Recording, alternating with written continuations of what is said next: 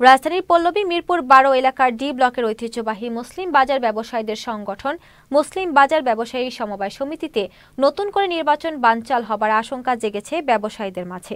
বিগত স্বৈরাচারী সরকারের দোসররা পুনরায় মাথাচাড়া দিয়ে উঠতে চাইছে বলে দাবি করছেন ব্যবসায়ীরা। একাধিক ব্যবসায়ী বলছেন, মুসলিম বাজার ব্যবসায়ী সমবায় সমিতি গত 16 বছর ধরে স্থানীয় আওয়ামী লীগের এমপি ইলিয়াস মোল্লার একচ্ছত্র নিয়ন্ত্রণে ছিল। এ সময় 16 বছরে ব্যবসায়ীদের এ সমিতিটিতে কোনো নির্বাচন হতে দেয়নি এমপি ইলিয়াস মোল্লা। ফলে ক্ষুদ্র ব্যবসায়ীদের স্বার্থ নিয়ে কথা বলবেন এমন কেউ ছিলেন না।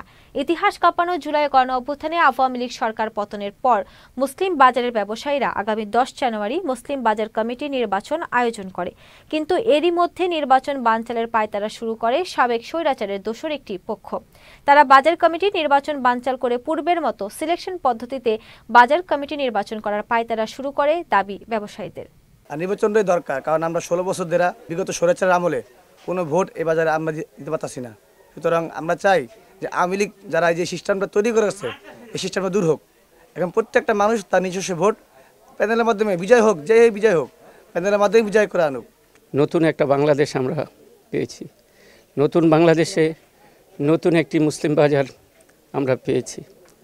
আমি চাই এই মুসলিম বাজারে সুষ্ঠুভাবে একটা নির্বাচন হোক।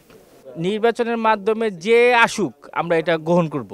অনেকদিন নির্বাচনে পাইছি, আমরা নির্বাচন করব, আমরা সিলেকশনের মধ্যে নাই, আমরা জনগণের অধিকার জনগণের কাছে ফিরিয়ে দিব। 16-17 বছর যাবত ধরে নির্বাচন হয় নাই এবং বাজারে অনেক কিছু পরিবর্তনের মধ্যে দেখা যাচ্ছে যে বাজার কোনো রকম কাজ হচ্ছে না এবং নির্মাণ কাজ করতে যে আজকে 16 বছর ধরে এই বাজারটা পড়ে আছে এই অবস্থার মধ্যে। তো এই জন্য আমরা চাই নির্বাচনের মাধ্যমে নির্বাচিত প্রতিনিধি আসলে হয়তোবা সেইখানে আপনার কিছু পরিবর্তন আসবে।